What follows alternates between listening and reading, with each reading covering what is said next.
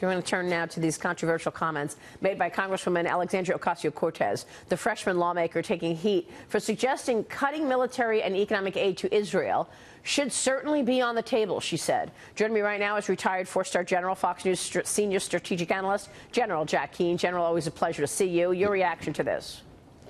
Well, first of all, we provide about $4 billion in aid to Israel. That's more than we provide to any other country on the planet.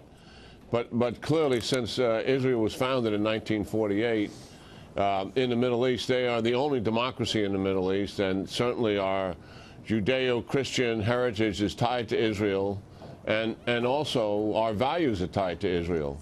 And simply within their border, they have a terrorist organization, Hamas, who wants to destroy the state of Israel. Not only do they not recognize Israel, but they want it gone. And threatening and encroaching on Israel every single day are the Iranians. And that is what Syria is all about in terms of their strategic anchor point.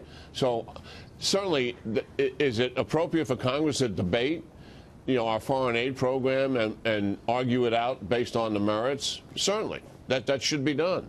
Yeah. But from my perspective, that is money very well spent. And I think our viewers, who are taxpayers, have some assurance here that providing assistance to Israel on an annual basis is in the U.S. national interest. Yeah. And not to mention, Israel's our biggest ally in the Middle East. Let me ask you about the border battle, General, because President Trump is now doubling down on that threat to relocate illegal immigrants into sanctuary cities. Democrats are speaking out. They're saying that it's illegal to do that.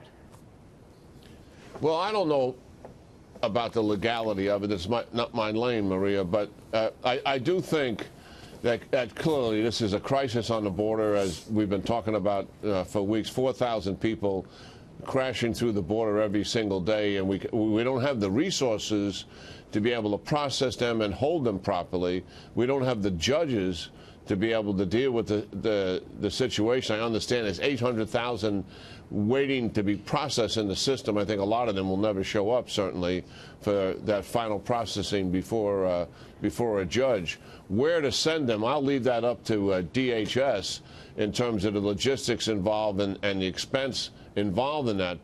But clearly, as everyone who's an expert on this has said, we need a change in legislation to stop the asylum seekers being incentivized to come to this country. That's number one. Number two, we have got to work with Mexico, because their drug cartels and their transnational organization and human traffickers are assisting in the migration of the people from the Northern Triangle through the Mexican southern border to the United States southern border.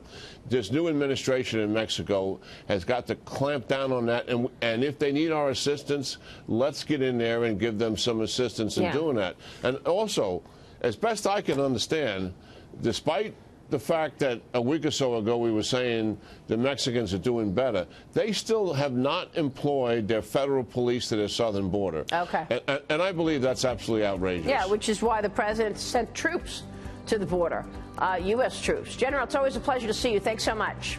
Good talking to you, Maria. General Jack Keane there.